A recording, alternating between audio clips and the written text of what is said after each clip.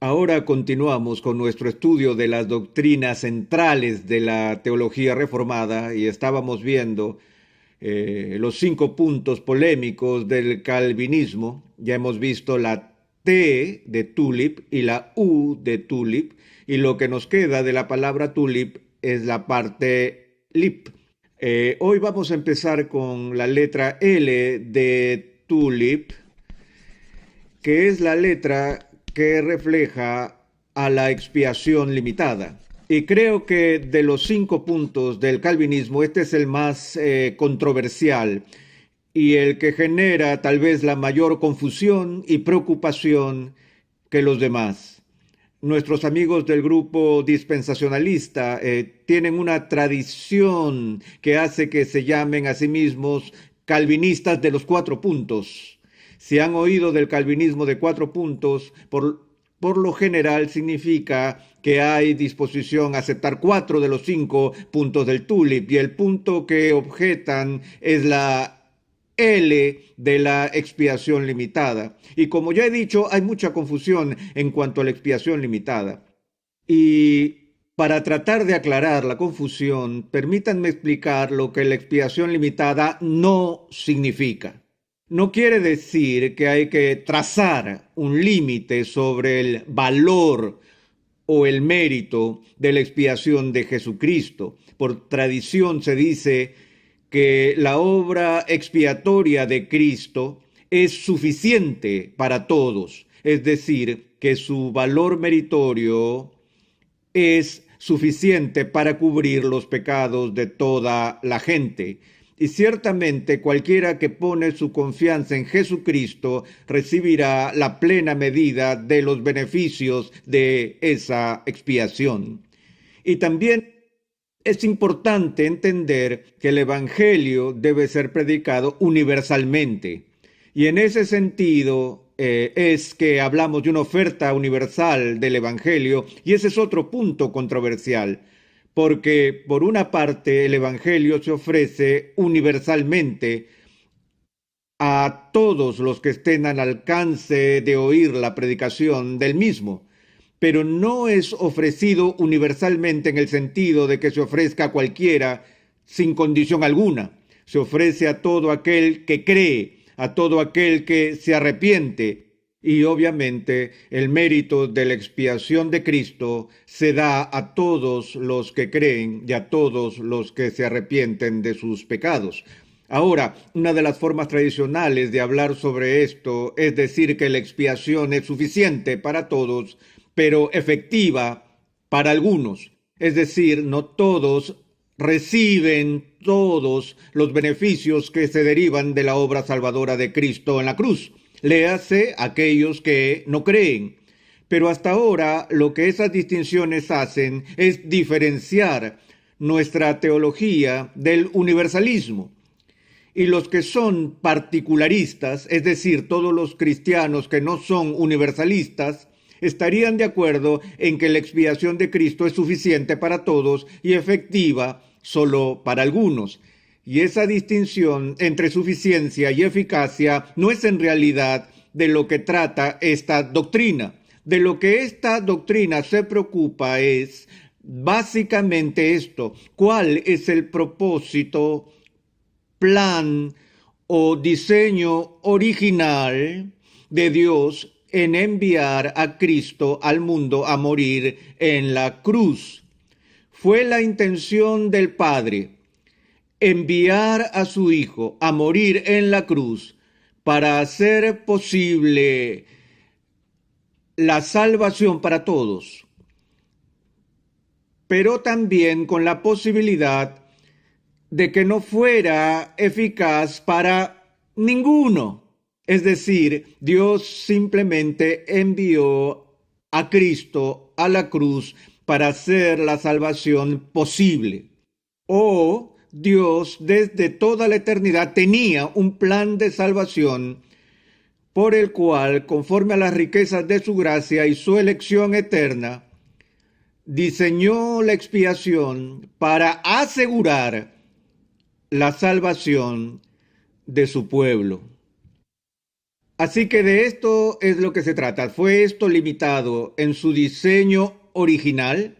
¿O por esto es que una vez más tengo que jugar un poco con este acróstico del tulip, como lo hice con la T y con la U, ahora tengo que lidiar con la L también?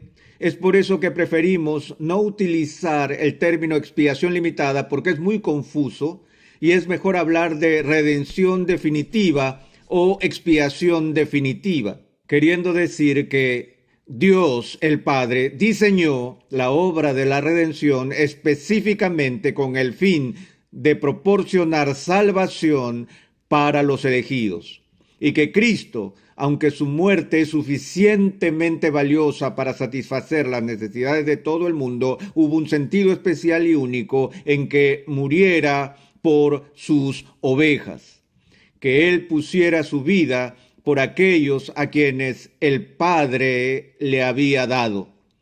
Ahora, el problema que surge de este punto de vista técnico de la teología en términos de los decretos eternos de Dios y su destino y propósito final para la expiación, a menudo se discute a la luz de varios pasajes en el Nuevo Testamento. Por ejemplo, cuando se dice que Jesús murió por los pecados de todo el mundo, que por cierto, creo que estas preguntas difíciles han sido vistas con altura en lo que creo es la mejor aproximación a esta doctrina que se haya escrito. Me refiero al teólogo puritano John Owen en su libro La muerte de la muerte.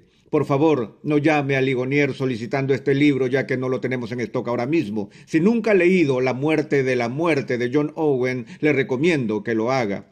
Es un libro magnífico sobre la gracia de Dios y es rico en exposición bíblica y trata en gran detalle y de manera brillante algunos de los pasajes difíciles que encontramos en el Nuevo Testamento.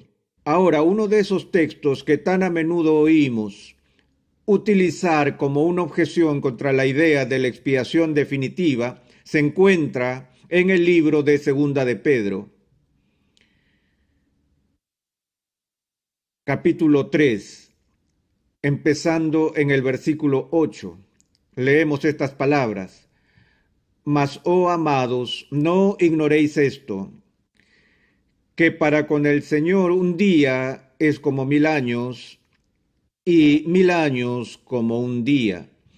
El Señor no retarda su promesa, según algunos la tienen por tardanza, sino que es paciente para con nosotros, no queriendo que ninguno perezca, sino que todos procedan al arrepentimiento. Sienten el peso de este texto con respecto a la idea de que en cierto sentido, desde la eternidad de Dios, quiere que solo los elegidos reciban los beneficios de la expiación, lo cual es lo que enseña la expiación definitiva. Y aquí el texto pareciera que sugiere que Dios no quiere que ninguno perezca, sino que Él está obviamente deseando la salvación de todos. Ahora, este texto es manejado de varias maneras por distintos teólogos. Tengo un amigo que es teólogo en otro bando, el cual ha popularizado la idea de que Dios en realidad salva a todos los que le sea posible salvar. Él ha hecho todo lo posible para influir en la salvación de todos los seres humanos. Él ha provisto una expiación en Cristo y ha provisto los beneficios de esa expiación a todos los que creen, pero en el análisis final, si la expiación de Cristo afecta a su salvación, dependerá de algún tipo de respuesta humana y Dios no intervendrá de manera soberana llevando a una persona a la fe en Jesucristo.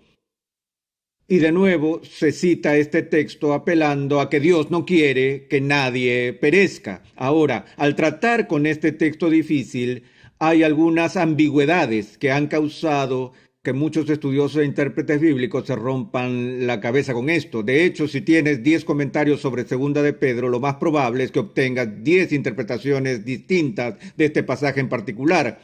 Los problemas tienen que ver justo con el entendimiento de dos palabras distintas en este texto. La primera es la palabra voluntad y la segunda es ninguna. Ahora veamos la primera. Dios no quiere que ninguno perezca. Aquí hay una referencia específica a la voluntad de Dios. Y sabemos que en el Nuevo Testamento hay dos palabras griegas, las cuales se pueden traducir al español por la palabra voluntad. Desafortunadamente, cada una de estas palabras puede tener muchos matices diferentes, y cuando queremos saber específicamente qué tipo de voluntad es esta, no se puede resolver la duda con solo buscar el texto griego y mirar el léxico griego para saber qué se está usando aquí. Hay 6 o 7 formas diferentes en que la Biblia habla acerca de la voluntad de Dios o de su disposición. Con el fin de ahorrar tiempo, permítanme tomar unos minutos para ver las 3 formas más frecuentes en que la Biblia habla de la voluntad de Dios.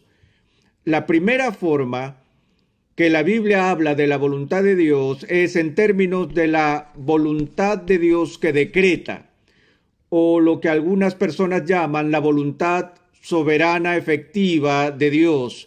Otros la llaman la voluntad definitiva de Dios. Lo que queremos decir con este significado de voluntad o disposición tiene que ver con la voluntad de Dios por la cual Dios lleva a cabo soberanamente todo lo que Él elige hacer. Cuando Dios desea que el mundo llegue a existir, su voluntad lo hace una realidad. Este es un decreto soberano que debe llegar a hacerse realidad, no puede dejar de ocurrir y no lo puede frustrar ninguna fuerza externa. Y a eso nos estamos refiriendo cuando hablamos del decreto soberano de la voluntad. Ahora, supongamos que este texto está usando este significado o matiz de la voluntad de Dios. ¿Qué significa esto? Que Dios no quiere que ninguno perezca. Si ninguno se refiere a cualquier persona, y si lo traducimos para que signifique que Dios decreta que ningún ser humano se pierda, ¿cuál sería la conclusión obvia? Si Dios soberanamente decreta que ningún ser humano perezca, entonces claramente ningún ser humano perecería jamás. Y entonces este texto se convertiría en el texto de prueba clásico para el universalismo. Pero una vez más, el debate sobre el texto no es entre los particularistas y universalistas, es entre partes que afirman al mismo tiempo el particularismo, que no todo el mundo se salva. Y entonces buscamos otros significados posibles para la palabra voluntad. Ahora, la segunda forma más frecuente en que la Biblia habla de la voluntad de Dios es llamada la voluntad preceptiva de Dios. Y un precepto es una ley o un mandamiento, y la voluntad preceptiva de Dios se refiere a los mandamientos que Dios da a las personas. Los 10 mandamientos serían una expresión de la voluntad preceptiva de Dios. Cuando Dios dice, no tendrás dioses ajenos delante de mí, y así sucesivamente, está manifestando su ley. Ahora bien, no podemos desobedecer la voluntad preceptiva de Dios con impunidad, pero tenemos el poder y la capacidad para romper esta ley. Así que hay un sentido en que la voluntad preceptiva no siempre se cumple porque la gente no siempre obedece. Tratemos de nuevo de aplicar este posible significado a este texto, que Dios no está queriendo en el sentido preceptivo que nadie perezca, lo cual significa que Él no permite o da su aprobación o su permiso moral a la gente cuando perecen. Ahora, hay un sentido en el cual eso es cierto, porque aunque Él manda a todos a venir a Cristo, claramente el hecho de no obedecer esa orden sería violar su voluntad preceptiva. Así que yo diría que eso es una interpretación posible de este texto, y hay teólogos de renombre que asumen este significado de la voluntad en este versículo específico. Yo personalmente creo que es un poco incómodo y Simplemente no tiene sentido decir que uno no está autorizado a perecer, y no creo que esté incluso en el contexto. Creo que con el contexto hasta se hace aún más dificultoso. La tercera forma en la que el término voluntad se usa en la Biblia con respecto a Dios es lo que llamamos su voluntad de disposición. Y aquí se trata de una de esas expresiones antropomórficas que se refieren a las emociones de Dios, lo que agrada a Dios, lo que hace que Dios se complazca y lo que hace que Dios se aflija y ese tipo de cosas. Y se nos dice en varias partes de la Escritura, por ejemplo, que Dios no se deleita en la muerte de los malvados. Esto quiere decir que Él no se alegra de enviar a la gente al infierno, aun cuando Él lo haga. Del mismo modo que un juez de la corte, a fin de mantener la justicia, se vea obligado a enviar a su propio hijo a cadena perpetua en prisión, Él lo haría porque eso era lo que correspondía, pero lo haría con lágrimas, es decir, que no sentiría ningún placer personal por esto, nada que no sea el placer porque se haga y se mantenga la justicia. Entonces, en este caso sería un reflejo de lo que significa la disposición de Dios, como él dice, como lo dice la Biblia en otro lugar, que Él no se deleita en la muerte de los malvados, que aquí la voluntad de Dios en un sentido disposicional no desea que nadie perezca, sino que todos procedan al arrepentimiento. Así que esas son las tres formas básicas en que esta palabra puede ser utilizada. Y para mí, ¿cuál de estas es la más apropiada? Se determinará por la referencia a la segunda palabra en discusión, la palabra ninguna. Sí, de hecho, Pedro está hablando de ninguno, refiriéndose a todos los seres humanos en este mundo, entonces yo llegaría a la conclusión de que solo podría significar la disposición o la voluntad de disposición de Dios.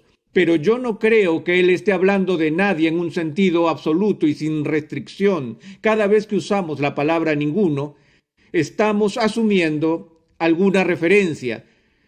Ningún qué. Ninguno de qué grupo. No es cierto que Pedro no dice que Dios no quiere que ninguna persona perezca. Tuvimos que considerar tal persona como si se entendiera tácitamente. Pero ¿hay alguna otra posible referencia a la de ninguno, además de ningún ser humano? Bueno, obviamente hay otras posibilidades, ninguna de las cuales es una clase específica. Aquí tienen un tipo de gente y esta palabra gente hace una clase distintiva, y si dije ninguna de esa clase me refería a ninguna persona, o podría tener otra clase, una clase llamada judíos. Y si hablo de cualquiera en esa clase, me estaría refiriendo a cualquiera que sea judío o americano o de cualquier otro grupo que yo incluya en ese círculo. Creo, sinceramente, que de lo que Pedro está hablando aquí es de ese grupo que se menciona con frecuencia en su epístola por el término elegido. Ciertamente la Biblia habla con frecuencia de los elegidos, y los elegidos conforman un grupo distintivo. Y la pregunta es, ¿está Pedro hablando aquí acerca de gente? ¿Está hablando del grupo de discípulos del cual Pedro era miembro, o está hablando de todos los elegidos? Recordamos en el Evangelio de Juan cómo Jesús menciona que ninguno de aquellos que el Padre le ha dado perecerá, y que todos ellos vendrán a la fe, para que todos en ese grupo de los que son elegidos sean sin duda redimidos. Ahora, de nuevo, Pedro no es específico aquí sobre a qué grupo se está refiriendo con la palabra ninguno, pero no está del todo en silencio. Si miramos atrás en el texto y vemos con cuidado, leemos esto en el versículo 9 del capítulo 3.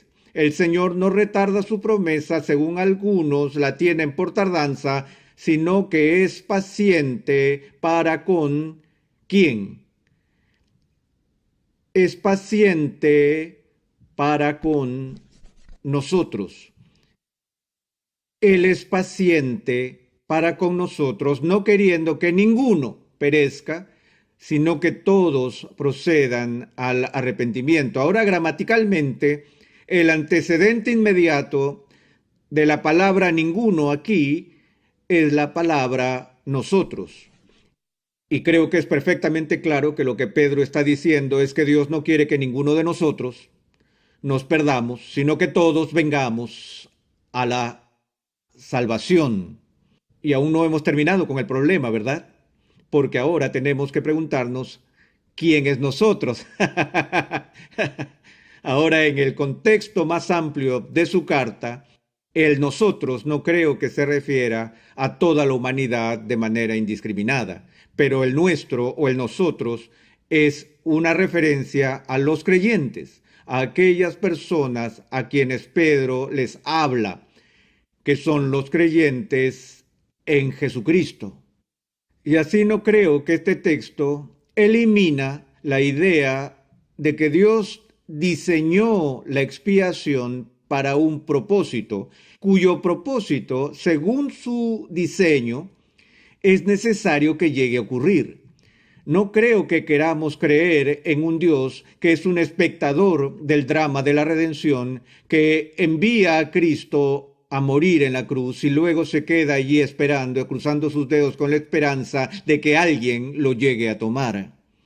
Nuestra visión de Dios es diferente a eso. Nuestra visión es que el plan de redención era un plan eterno de Dios y que la planificación y el diseño estaban perfectamente concebidos y ejecutados a la perfección para que la voluntad de Dios de salvar a su pueblo en realidad se lleve a cabo por la obra expiatoria de Cristo.